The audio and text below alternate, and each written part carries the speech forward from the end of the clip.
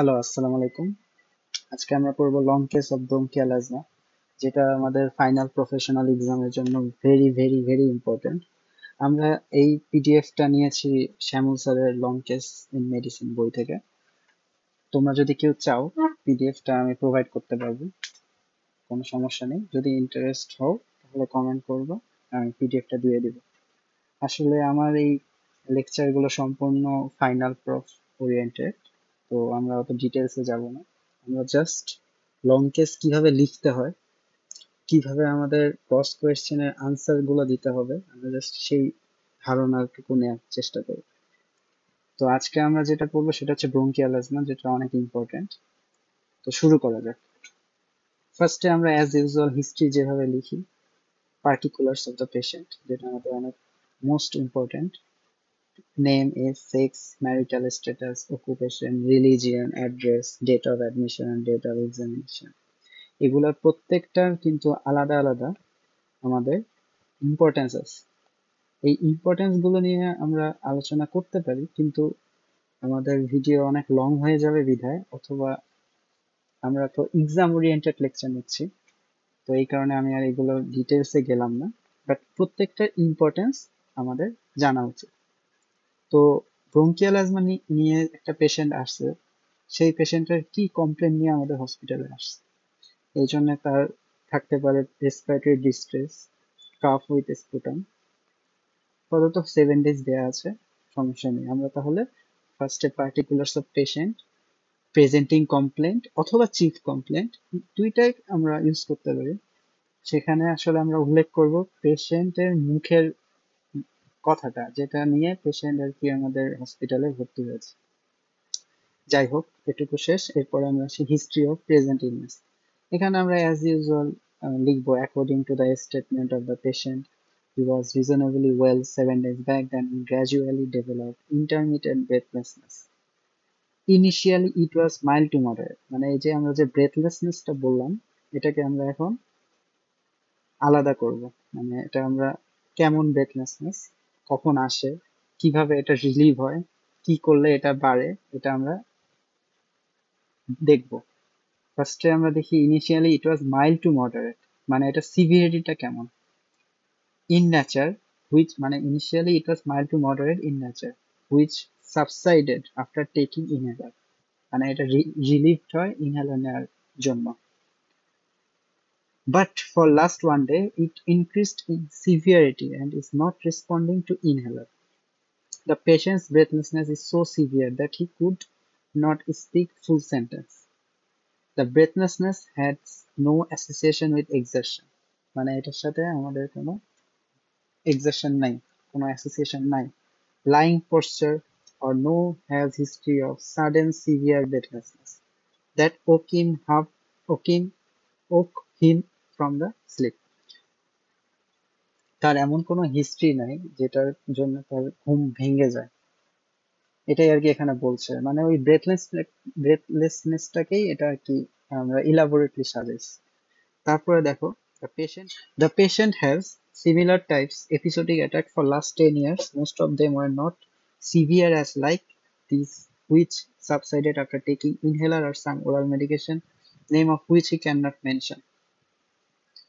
গত 10 বছরে তার এরকম এপিসোডিক অ্যাটাক হতো, যেটা এতটা সিভিয়ার না যে ইনহেলার বা ওরাল মেডিকেশন নেওয়ার পরেও সাবসাইডেড হচ্ছে না, এটা আর কি সে মানে আমরা হিস্ট্রিতে বলছি।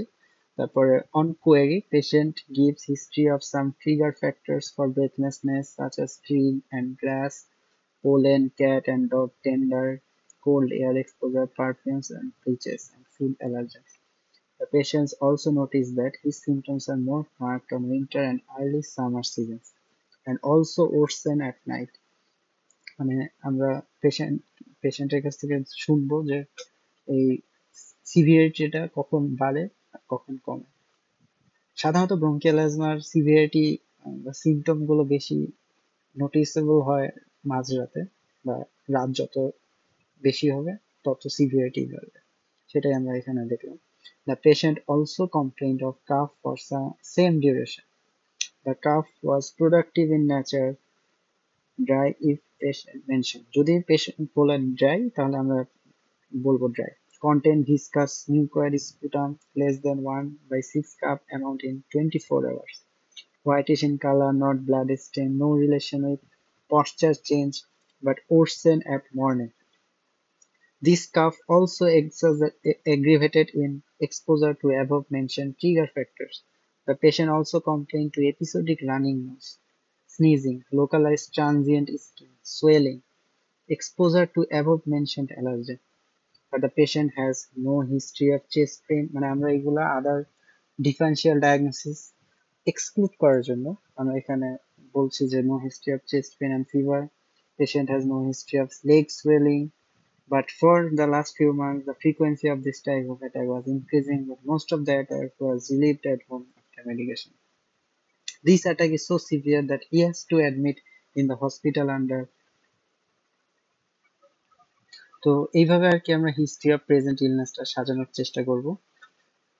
এটা আসলে আমরা চাইলে অনেক বুঝিয়ে, অনেক এক্সপ্লেন করে, অনেক কিছু বিশ্লেষণ করে আমি বলতে পারি, কিন্তু আমার মনে হয় এখন আসলে পরীক্ষা যেহেতু সামনে চলে আসছে, আমাদের এখন যতটা সম্ভব দ্রুততার সাথে এটা মুখস্থ করাটাই বেটার হবে।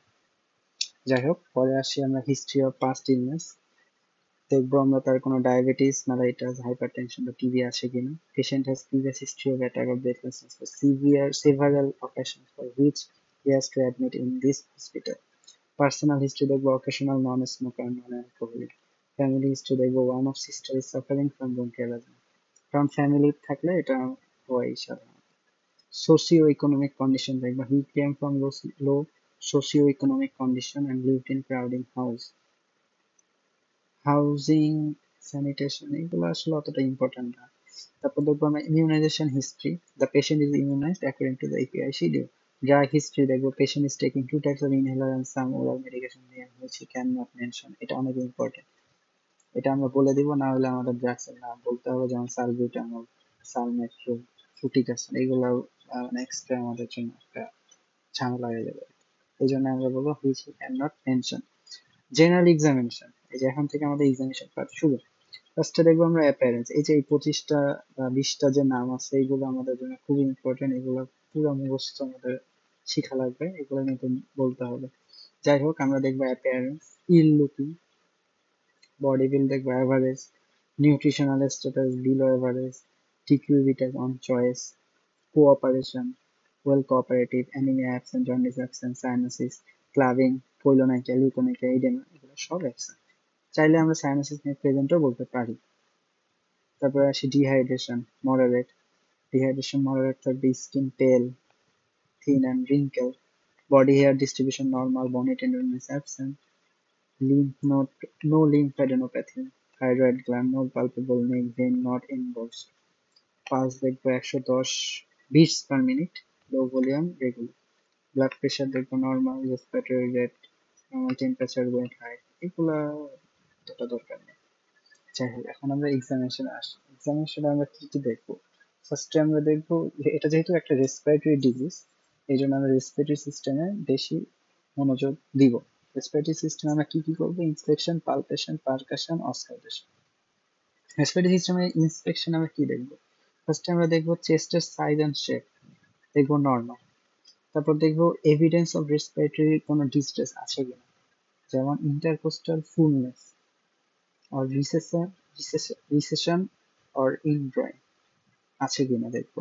Respiratory distress, suprasternal, supraclavicular excavation দেখবো। Nose asymmetry, scar mark, visible impulse, and engorged vein, gynecomastia and spadernary and pigmentation, এগুলো আমরা একটা ইন্সপেকশন করবো। এরপর আসি পালপেশন। পালপেশন আমরা দেখবো ট্রাকিয়া, ট্রাকিয়া থাকে central with left.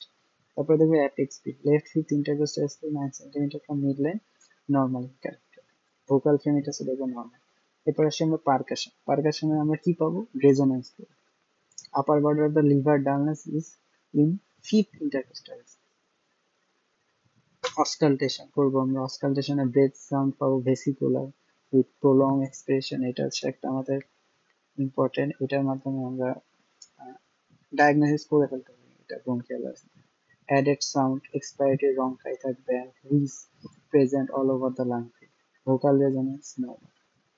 Cardiovascular system, এটা আমাদের দেখলাম রেসপিরেটরি সিস্টেম। রেসপিরেটরি সিস্টেমে আমরা কি দেখলাম, এটা কিন্তু ভেরি ভেরি ইম্পর্টেন্ট আমাদের। এটা ক্লিনিক্যাল যখন আমরা চেম্বার দিব তখন এটা আমাদের অনেক প্রয়োজন হবে।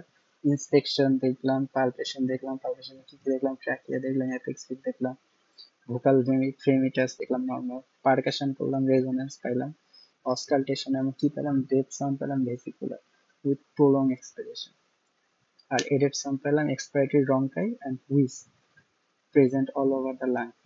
Vocal resonance normal. এখন আমরা আসি কার্ডিওভাস্কুলার সিস্টেম। কার্ডিওভাস্কুলার সিস্টেম এখানে অতটা ইম্পর্টেন্ট না, তাও আমাদের এগুলো সব লিখতে হবে। পালস পাবো 72 beats per minute, regular, normal in volume and character. All the peripheral pulse are normal. Blood pressure এত। তারপর হচ্ছে প্রিকর্ডিয়াম।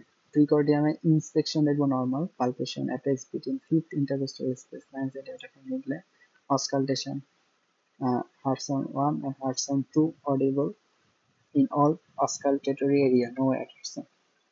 এখন আসি আমরা এলিমেন্টারি সিস্টেম। এলিমেন্টারি সিস্টেমে আমরা দেখবো ইন্সপেকশন। ইন্সপেকশনে আমরা কি কি দেখবো, আমাদের ফার্স্টে দেখতে হবে মাউথ অ্যান্ড ওরাল ক্যাভিটি দেখবো normal, abdomen proper normal, palpation করবো লিভার, স্প্লিন, কিডনি, এগুলো দেখবো not palpable, no intra abdominal lymphadenopathy or palpable lung, percussion tympany, auscultation bowel sound present থাকবে, টেস্টিস থাকবে নর্মাল, ডিআরই করে দেখবো নর্মাল। ডিআরই কিন্তু digital rectal examination, সাধারণত আমরা বিনাইন এনলার্জমেন্ট পোস্টারে করে থাকি। এখন আসবো আমাদের স্যালিয়েন্ট ফিচার, এটা আমাদের ভেরি ভেরি ইম্পর্টেন্ট, এটা আমাদের মুখস্থ করতে হবে আমাদের লং কেস ভাইভাতে। তো দেখি আসো আমরা স্যালিয়েন্ট ফিচারটা দেখি। ফার্স্টে দেখি Samir Kumar Das, 35 years old, non-hypertensive, non-diabetic, non-alcoholic, non-smoker, Hindu, farmer, hailing from Fulbaria, Mymensingh, got admitted into a hospital with gradual development of dyspnea and cough for 7 days. Initially, it was mild to moderate in nature, then turned severe, from which not response to and bronchodilator. He has no history of orthopnea, paroxysmal nocturnal dyspnea, or exertional dyspnea. Patient is suffering from this type of episodic intermittent dyspnea for last 10 years. These dyspnea have some precipitating factors like tree and grass pollen, cat and dog dander, cold air exposure, perfume and bleaches, and food allergens. আশা করি এগুলো তোমরা বুঝতেছো। এইরকমই আসলে আমাদের fluently বলতে হবে আমাদের ভাইভাতে। আমরা হয়তো সম্পূর্ণ হুবহু পারবো না, বাট আমাদের মাথায় যতটুকু থাকে এই জন্যই আর কি আমার এই লেকচার গুলো নেওয়া। These worsen at night and winter season. Patient also complain productive cough with mucoid sputum which worsen at early morning. The patient also has history of atopy and one of his family members is suffering from bronchial asthma. The patient is non-smoker and has no history of fever or chest pain. With this type of attack, he had to admit several times in hospital. General examination reveals the patient is ill-looking, dyspneic, pulse is 110 per minute, low volume, regular respiratory rate, 30 beats per minute, cyanosis, edema. এখানে আসলে cyanosis দুইবার লিখছে।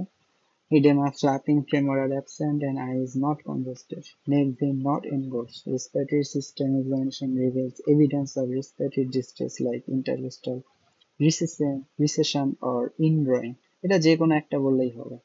And supraclavicular suprasternal exacerbation. Size and shape of the chest wall is normal. Trachea is central. Apex bit is normal in position.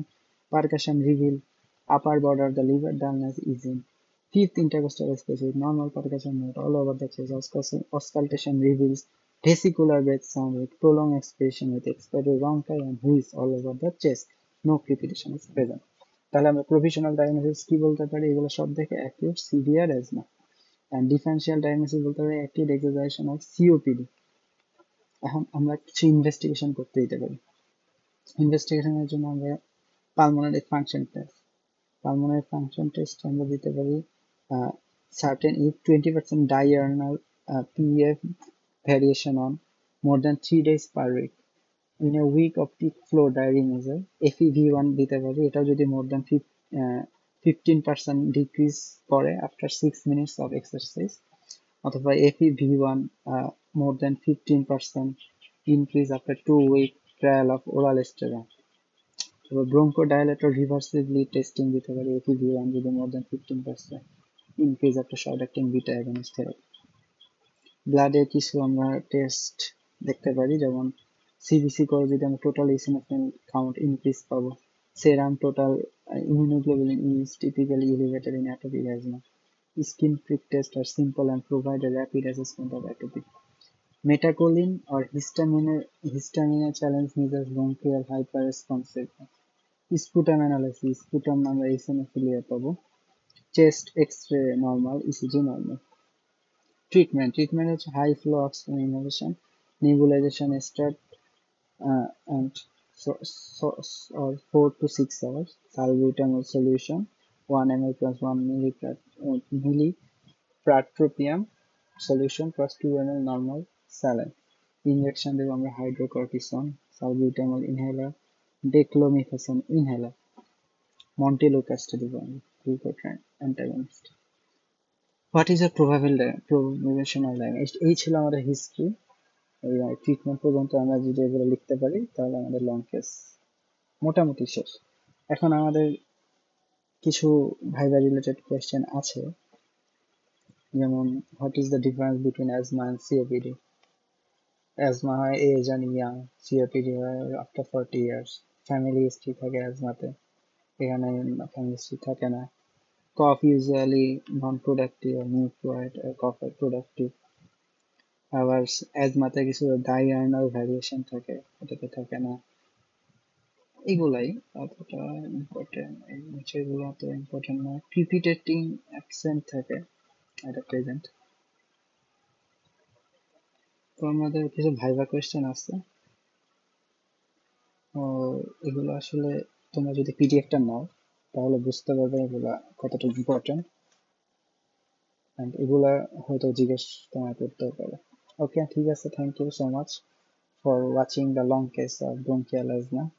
জানি না কতটুকু তোমাদের কাছে পরিষ্কার হয়েছে, বাট কতটুকু বুঝতে পারছো আমার আইডিয়া নেই। ঠিক আছে, থ্যাংক ইউ সো মাচ। দেখা হবে নেক্সট আরেকটা লং কেসে। সেই পর্যন্ত ভালো থাকো, থ্যাংক ইউ।